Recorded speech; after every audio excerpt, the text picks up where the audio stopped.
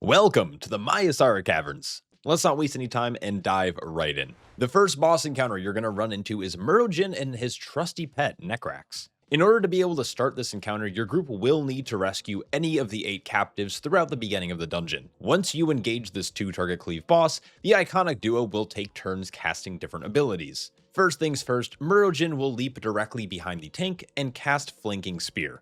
This will deal moderate damage and leave the tank applied with a nasty bleed effect. Make sure you're using a defensive and healers pay a little attention. Next, Nekraxx will cast her first ability, Infected Pinions. This will apply a moderate disease to all party members. Dispel this if you can, but healers are going to want to treat this as a rot style encounter. Next, Muro'jin will then cast Freezing Traps underneath all players.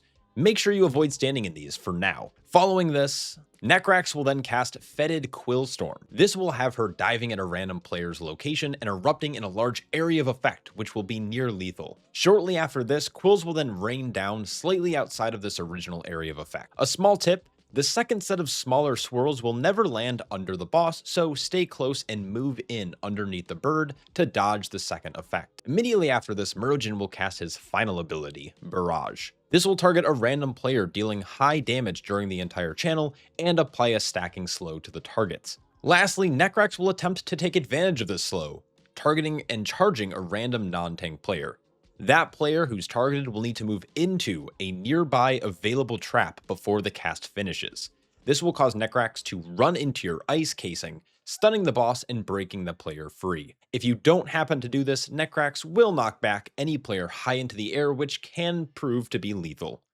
These bosses do not share health, so make sure you split your damage accordingly, rinse and repeat until the bosses fall. Vordaza is the Vile Branch's Master of Souls, and she's gonna put your group to the test. This is a pure rot style encounter due to Vordaza's Withering Miasma mechanic. Healers are definitely gonna need to strap in for this one. Tanks, the boss will cast Drain Soul fairly frequently, which deals heavy damage over the course of the channel. Be sure you're using a defensive for this. The main meat of this encounter is managing the Rest Phantoms cast that Vordaza is going to summon. Whenever these spawn, they will fixate a random player. You're going to want to remove them from play by having 2 of the phantoms connect with each other. Ideally, you will stagger break these 2 at a time, and once they connect, it's going to apply a nasty debuff that does damage over time to your entire party. This is where you're going to want to commit either healing cooldowns or personal defensives. Now, while your group is attempting to handle these phantoms, you're going to want to keep an eye on Vordaza's Unmake cast, which is a rotating frontal that does high damage and pushes players back. When it comes to the souls though, ideally you're connecting 2 of the adds before this frontal,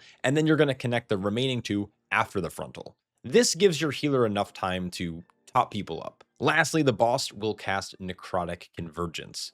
This will have the boss retreating to the center of the encounter space and shielding herself. Your party is going to want to break the shield as fast as possible and interrupt the channel. While the channel remains active, there will be orbs to dodge. After a few ad sets, this boss will fall, disrupting the soul ritual.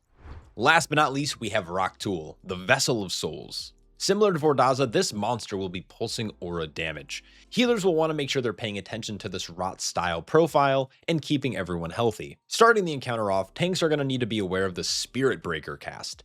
This deals heavy damage with each strike, and the final blow will knock the tank away and leave a pool beneath the tank's current location. Ideally, you're going to want to move away from the boss and utilize abilities that can counter knockbacks like Heroic Leap, Wild Charge, Roll, Death's Advance, or Infernal Strike. There is a small trick for tanks to negate the knockback though by using the different pyres in the room.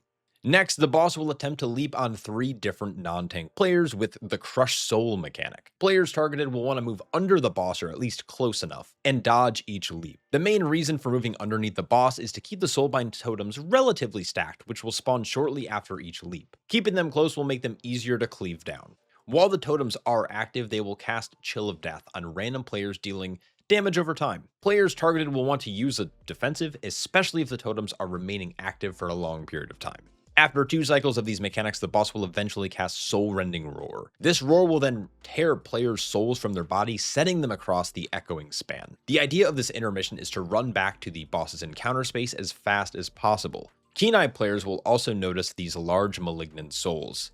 By interrupting or casting a crowd control ability, it will cause the ad to disappear and grant all party members who are in this realm to have a 25% damage, healing, and movement speed increase. Make sure you are interrupting all 6 souls to maximize your damage burn for an additional 150% more damage. Now, once you're out of this phase, this is a great time to lust or cast heroism while the damage amp is active. You're going to rinse and repeat this, and eventually this monstrosity will fall. Congratulations on fighting your way through the Vile Branch and their twisted ritualistic practices. I hope you found this video helpful. For more tips, routing guides, and general Mythic Plus content, feel free to subscribe. It's free, and you can always change your mind later. I want to give a massive shout out to all my channel members and Patreon supporters, because without their support, there would be much less of content like this. Good luck out there.